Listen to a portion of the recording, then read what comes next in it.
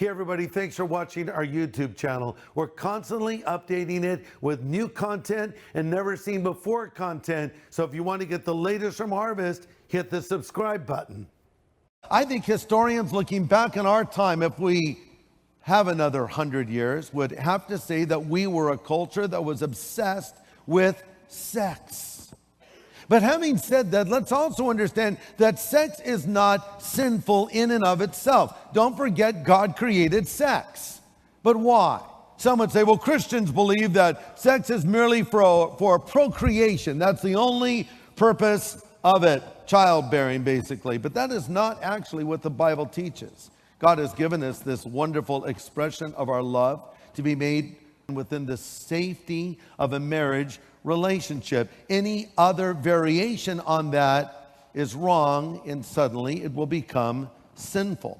Paul writes about it in 1 Corinthians 6, and he says, don't you realize your bodies are actually parts of Christ? Should a man take his body which belongs to Christ and join it to a prostitute? Never. And don't you know that if he joins himself to a prostitute, he becomes one body with her? For the scriptures say the two are united into one. So run away from sexual sin. No other sin clearly affects the body as this one does. For sexual immorality is a sin against your own body. What does that mean?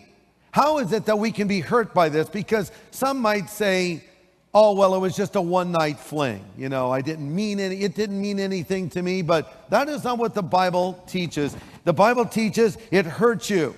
No, I'm not hurting anyone. As long as it's between two consenting adults, no one will be hurt. Listen, every time you sin, someone else will always get hurt. We know for one thing it can cause emotional problems. The University of Tennessee did a study among young women and found that there was a direct correlation between illicit sexual behavior and serious emotional problems. We know that sex outside of wedlock can hurt the future marriage.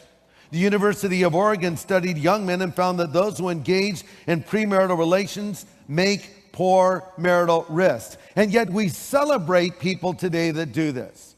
Oh, Brad Pitt and Angelina Jolie just had their baby, but they're not married. Oh, but Tom Cruise and Katie Holmes, look at how sweet they are. They're not married. They've taken this institution that God has given to us, and they have basically ignored it. And yet we celebrate these people and put them on the covers of our magazines, and they don't realize they're jeopardizing their potential marriage by living outside of the order that God has established. You don't think sexual sin hurts anyone? What about teen pregnancies? Each year, more than 1 million teens become pregnant, and many of these babies never make it to term.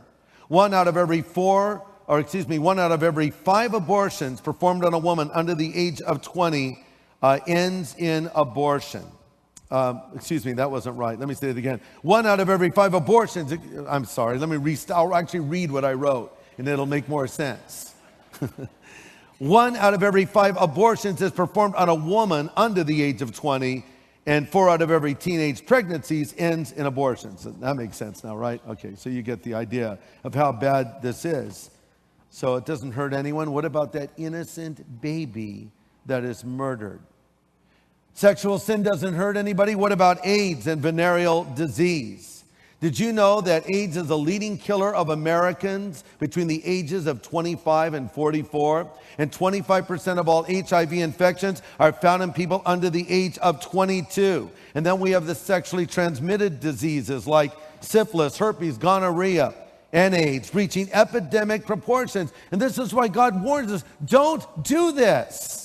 Don't have sex before marriage, and after you're married, be faithful to your spouse. This is God's order, and when we tamper with it, we do so at our own peril.